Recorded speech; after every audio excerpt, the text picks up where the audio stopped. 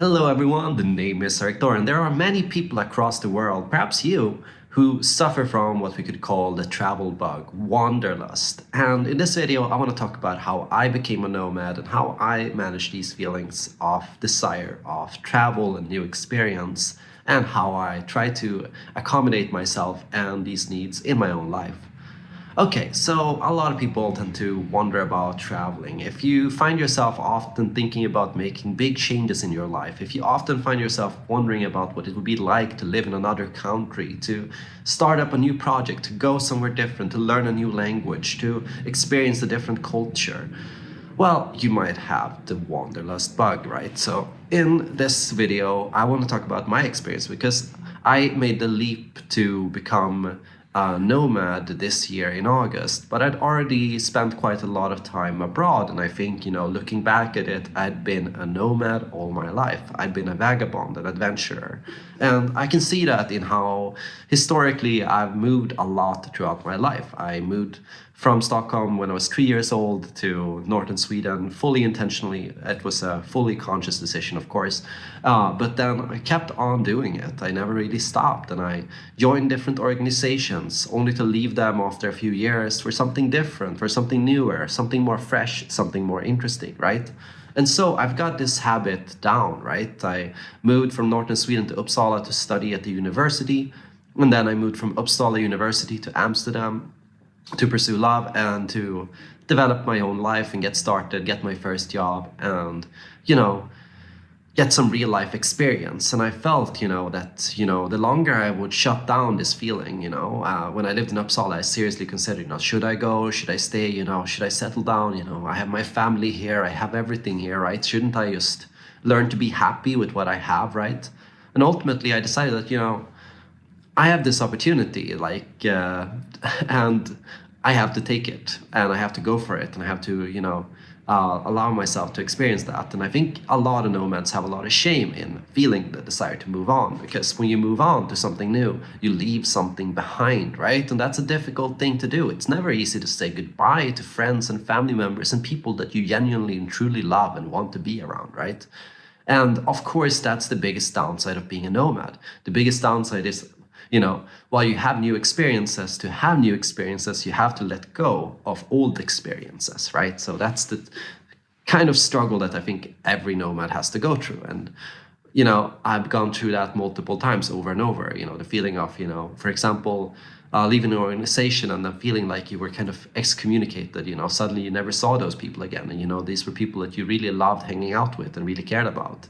And that's the tough issue of it, right? Now, I think the reason why I was able to cope with that was because ultimately my need for new experiences was always bigger. And I always felt like, with every change, my life is going to get better. And ultimately, the truth was I was right. I can tell that, every change I made in my life has been for the better. Looking back, while it might have been a difficult transition, I was ultimately a happier and more rich person because of the choices that I had made. And, I think about this a lot because, for example, I read a lot about, I recently read a book by Esther Perel called Mating in Captivity, and she talked about the struggles that people face in long-term relationships. I'm all for long-form relationships, and most of my relationships have been longer relationships. And here's the thing, in long-term relationships, it's very easy to become settled, to become almost a little bit stuck.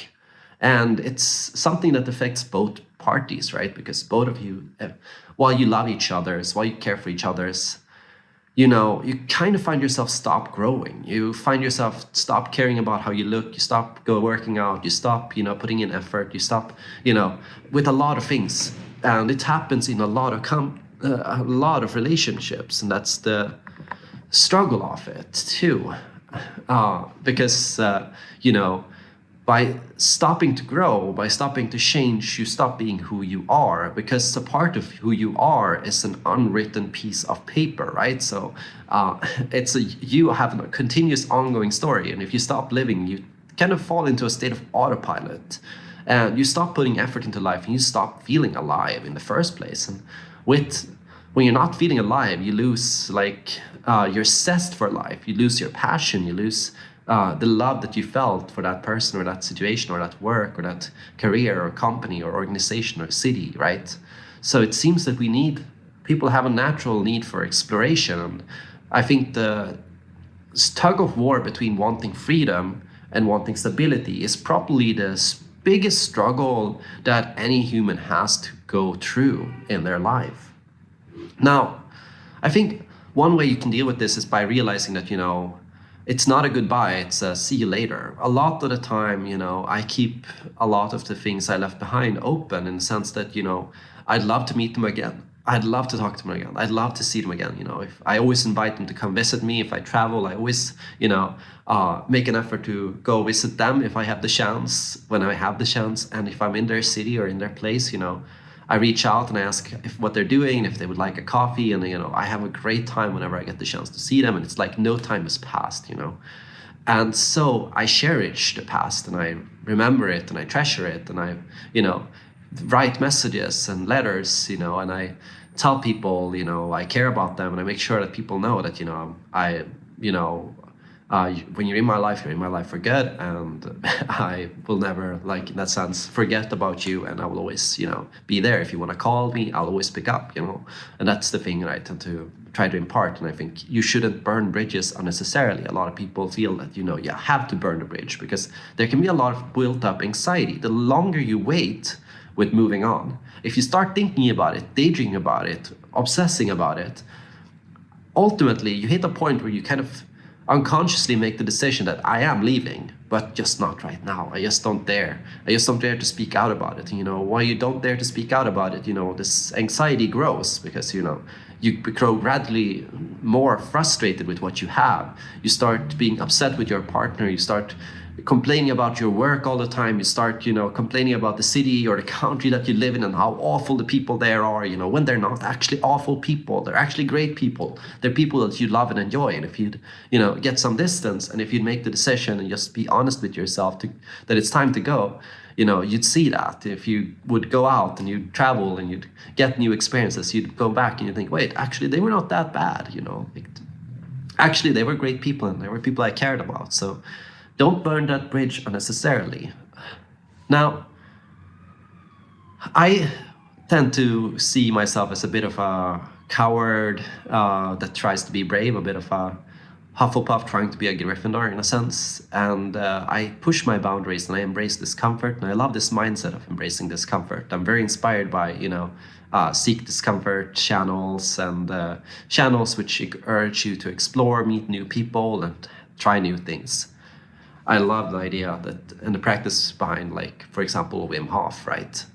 Now, through that wisdom, through those kinds of inspiration, through books and fiction that I love, Into the Wild, other stories like The Cry of the Wild, I embrace a lot of escapism and a lot of love for travel and for new experiences. I love the life of Pi, spiritual exploration, personal exploration, travel. And here, I think it's very important to maintain your independence, right? To travel on your own money and your own merit. If it's possible, I would say, instead of relying on your parents' money to travel, I'd say work for it. Work for each new experience. Fight for it, because it's way more rewarding and way more significant for you if you get there on your own footsteps, right? So a lot of the time, slow travel is the way, and commitment is the way, and hard work is the way, because if you earn your experiences, you'll feel that it's way more important to treasure them. And if you work hard for something, it feels a lot better to do it. So a lot of the time, a decision to travel can also be a decision to save money, to work extra shifts, and to, push yourself a bit and to sell your stuff and to be a compromise a little bit, buy a few less coffee when you're outside, save on money on things that you can save so that you have this opportunity, because it's, like I said, a practice of letting go in order to receive new. And so if you're not able to let go of stuff, material, wealth, other things, and if you're not ready to put in the work and effort, it's not going to be as rewarding and it's not going to feel as big or as significant for you. And I became a nomad through many phases, right? Through many decisions. But for me, what I tended to do was I save up money, I plan ahead, I make long Excel sheets, weighing different options. I do a lot of research into different destinations, and I put in a lot of work to make sure that, I get to the right place and that I'll, make the right step. And, I try to make steps gradually. I try to make it incrementally because, a big dream of going to the other side of the world can be quite far-fetched and quite vague and quite like esoteric of why and when and how. And here, for a lot of people, that's where it stops. It stops as a dream. But often, if you make it into a step-by-step destination of, well, first I'll go to this country and then I'll go there and then I'll get this job and I'll, move to being a freelancer and I'll make these choices so that this is possible and I'll get a cheaper apartment or I'll share a room with somebody, in that sense, like doing these kinds of trade-offs and thinking about it like this, it becomes a lot more feasible. And also you get kind of a track by track kind of way to get there too, because if it's a plan without steps, well, it's not really a plan, it's a fantasy, right? And it's the way you have to think about it is, what can I do today to get where I need to be tomorrow? And that's thinking, well, today, at where I am today, well, I don't have a lot of money at the moment. I don't have, I pay a lot of rent. I live in a very expensive neighborhood. I pay a lot, spend a lot on Uber Eats, well, I don't really have a job that allows me to travel, and I'm in a relationship with somebody and I don't know how they feel about travel. I never talked to them about it, and so like with these things in your head, right, like it's going to be easy to feel stuck. And here you're going to need to work through things step by step and to think, because it's very easy to shut your thoughts down. Well, my partner, they would never want to travel, they would never want to do these things, right? So it's not possible, I can never leave them, it's too late. Here you might go, wait a second, challenge your assumptions, right? How do you know that person doesn't want to travel? How do you know? Like, have you ever talked to them about it? Like, have they ever, like, maybe they've thought about it. Maybe they've never thought about telling you that they thought about it, but maybe they've thought about it, right? Maybe this is actually something that they would be really interested in. And here, like, these things are kind of things you have to challenge. A lot of things, my boss would never allow me to work remotely for a month, would never allow me to do these things, right? How do you know, right? And, well, maybe that's true, but in a sense, if that's true, how do you turn a no into a yes? That's also important to think about, because a lot of the time it's possible to turn a no into a yes. And it's, thinking about it gradually. Like what I did with my employer was, I made myself indispensable at work, in a sense. Like, I'm the only person that can do what my work needs. And without me, the job would not get done. And because of this, I knew I had a position to negotiate. And because I had a position to negotiate, when I talked to my boss, I could be very firm in what I wanted. I could say, well, I'm going to need a fully remote position here, right? And they're like, we don't offer that. Well, you're going to need to offer that because I need it. And like, there's no way I'm not taking that.